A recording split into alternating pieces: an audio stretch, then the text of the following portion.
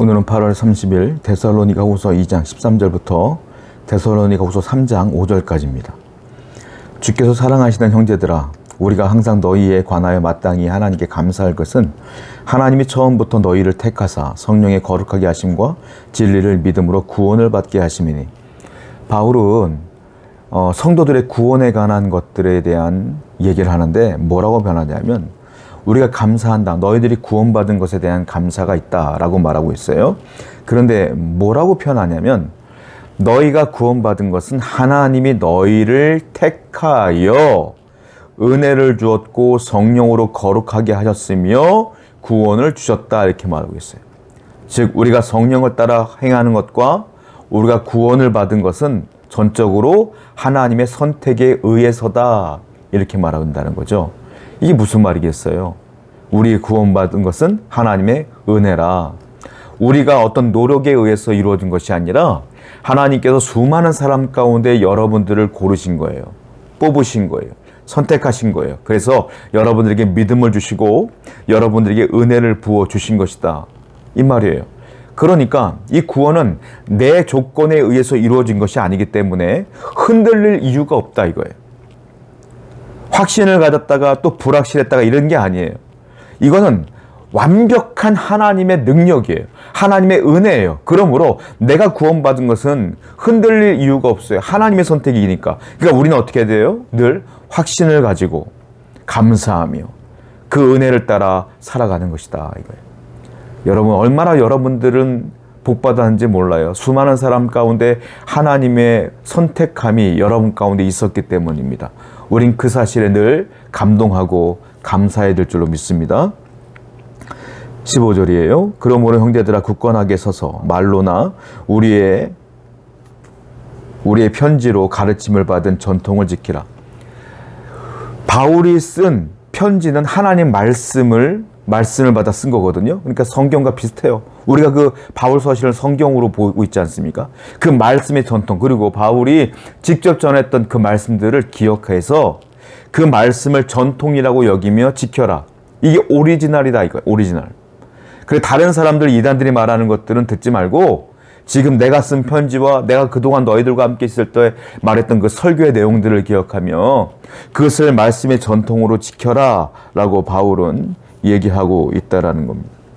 여러분, 이게 무슨 말이냐면 하나님께서 우리에게 말씀을 주셨어요.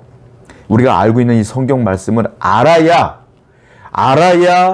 다른 것들을 들었을 때 이건 가짜구나 하고 쳐낼 수가 있다는 거예요. 성경을 모르면 어떤 것들이 들어올 때 그게 진짜인지 가짜인지 분별을 못해요. 그러니까 바울의 말은 뭐냐면 성경을 제대로 알아라. 지식을 쌓아라. 그리고 그 성경을 믿어라. 그러면 진리를 알면 진리가 아닌 것들이 들어올 때 이건 가짜야 라고 분별할 수 있다는 거예요. 성도 여러분, 성경을 읽으셔야 돼요. 그래서 설교도 잘 들으셔야 돼요. 하나님 말씀이 무엇인가를 제대로 알아서 이단 사설에 마음을 빼앗기지 않는 여러분 되기를 축원드립니다. 16절이에요.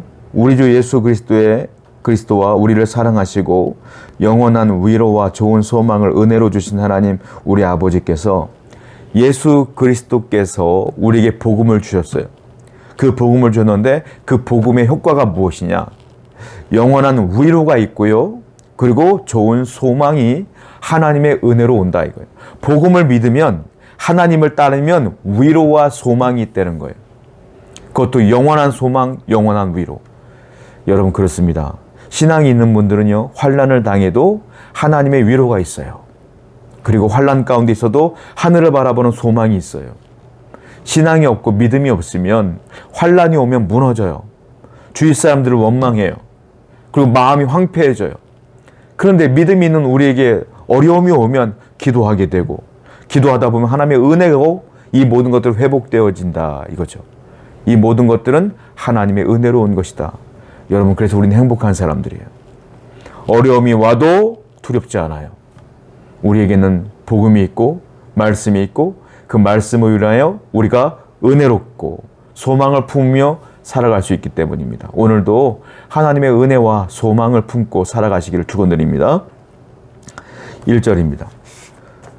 끝으로 형제들아, 너희는 우리를 위하여 기도하기를 주의 말씀이 너희 가운데서 같이 하며 퍼져나가 영광스럽게 하고. 바울은 아주 대단한 사역자임에도 불구하고 데살로니가 교인들에게 부탁을 하나 합니다. 그 무엇이냐면 우리를 위해 기도해다오 이 말이에요. 중보 기도해다오 이 말이죠. 여러분 그렇습니다. 기도는요 끝까지 하는 거예요. 특별히 바울이 요구하는 건 중보 기도입니다. 기도는 왜 필요하냐면 기도가 하나님의 은혜를 끌고 오는 통로가 되기 때문에 그래요. 기도는 놀라운 하나님의 은혜의 통로예요. 내가 나를 위해 기도하면 하나님의 은혜의 통로가 나에게 오는 것이고요. 내가 다른 사람을 위해 기도하면 하나님의 은혜가 내 기도가 통로가 되어 그들에게 흘러가는 거예요. 그러므로 기도는 무조건 유익한 겁니다. 특별히 우리 모든 성도가 서로를 위해서 중보 기도하면 좋겠어요. 서로를 위해 기도하고 아끼고 서로를 사랑하는 그런 귀한 하나님의 백성들 되기를 축원드립니다. 2절이에요. 또한 우리를 부당하고 악한 사람들에게서 건지시옵소서 하라. 믿음은 모든 사람의 것이 아니니라. 바울은 또 이렇게 말합니다. 믿음은 모든 사람들의 것이 아니라 이렇게 말하고 있어요. 믿음은 모든 사람의 것이 아니에요. 맞아요. 믿음은 선택받은 사람들의 것이에요.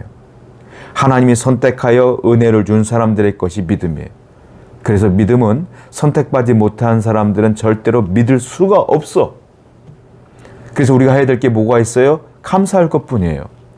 하나님 이렇게 부족한 연약한 자를 선택하여 주셔서 믿음을 주셨으니 감사합니다. 감사할 것뿐이 없어요. 그런데 우리는 이 믿음 하나, 구원 하나 만족하지 못하고 현실 속에서 잘 살고 싶은데 안 되니까 원망 불평하며 산다. 여러분 이거는 참 유치한 거예요. 영원한 것을 주는데 영원하지 않은 것이 없다고 원망한다? 이렇게 유치한 게 어디 있어요? 여러분들은 영원한 것보다 영원하지 않는 것이 더 중요하다고 생각하는 거예요. 그러면 가치평가를 잘못하고 있는 거예요. 가치평가를. 쉽게 말하면 진짜 다이아몬드가 있는데 가짜 다이아몬드를 보면서 이게 더 중요하다라고 착각하는 것과 똑같은 거다. 영원한 구원, 영원한 은혜, 영원한 믿음 이것이 있는데 이것은 보이지 않으니까 난 모르겠고 보이는 현실 속에서 잘 살지 못하니까 괴로워요 하고 원망한다면 하나님 보실 때 기가 막히실 것 같아요. 믿음은 아무에게 주어진 게 아니에요. 여러분에게만 주어진 거예요. 우리가 해야 될 건 딱 하나. 그냥 감사. 오늘도 감사, 내일도 감사. 매일 감사, 평생 감사. 늘 감사하시기를 축원드립니다. 4절 말씀이에요. 너희에 대하여는 우리가 명한 것을 너희가 행하고 또 행할 줄을 우리가 주 안에서 확신하노니.